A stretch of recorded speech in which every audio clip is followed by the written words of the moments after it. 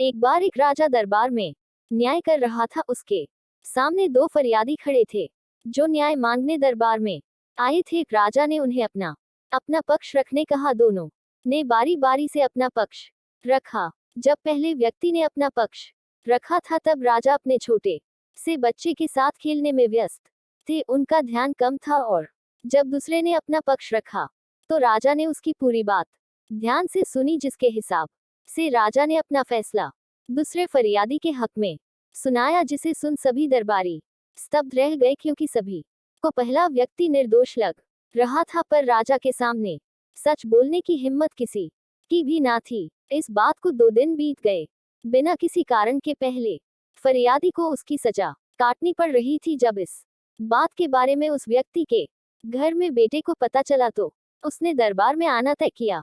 अगले दिन पहले व्यक्ति के बेटे ने दरबार में प्रवेश किया। उससे पूछा गया कि वो क्यों आया है।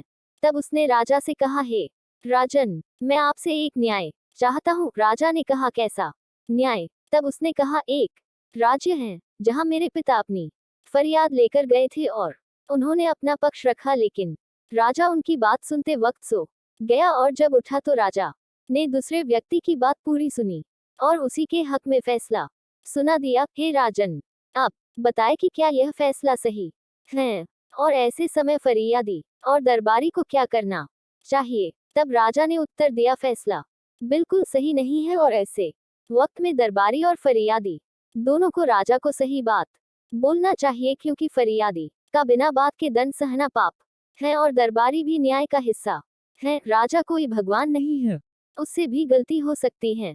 ऐसे में दरबारी को राजा को अपना दृष्टिकोण देने का पूरा हक है, क्योंकि किसी भी न्याय पर पूरे राज्य की प्रतिष्ठा निर्भर करती है। यह सुनकर सभी दरबारी का सिर लज्जा से झुक गया। राजा की बात खत्म होने पर फरियादी के बेटे ने राजा से कहा, हे राजन, वह राजा आप हैं। आपने ही मेरे पिता को सजा दी है। जब वे अपना पक्ष आपके सामने रख रहे थे, आप अपने पुत्र के साथ खेलने में व्यस्त थे और इस कारण आपने पूरी बात नहीं सुनी और आपके सामने बोलने की हिम्मत किसी की न थी, जिसके परिणाम स्वरूप पिछले 2 दिन से मेरे पिता सजा भोग रहे हैं। राजा ने यह बात सुनकर अपना न्याय बदला और दरबारियों को फटकारा। इसके साथ ही राजा ने सत्य बोलने वाले उस फरियादी के पुत्र का अभिवादन किया और उसे धन्यवाद दिया। उसके कारण आज राजा और दरबारी दोनों को बहुत महत्वपूर्ण सबक मिला है, जिसके पारितोषिक के रूप में राजा ने उस सत्यवादी को राज्य के महत्वपूर्ण पद पर बैठाकर उसे कार्यशाला में नौकरी प्रदान की। इस कहानी से हमें यही शिक्षा मिलती है कि सच बोलने वाले की हमेशा जीत होती है। सच्चाई कैसी भी हो, उसका साथ देने से कभी नुकसान नहीं होता। अगर दरबारी की तरह फरियादी का पुत्र भी चुप रहता तो उसके पिता को तो सजा भोगनी पड़ती ही। साथ ही जो सबक राजा और दरबारी को मिला वो भी नहीं मिलता। एक व्यक्ति के सच बोलने से कई व्यक्तियों का लाभ होता है।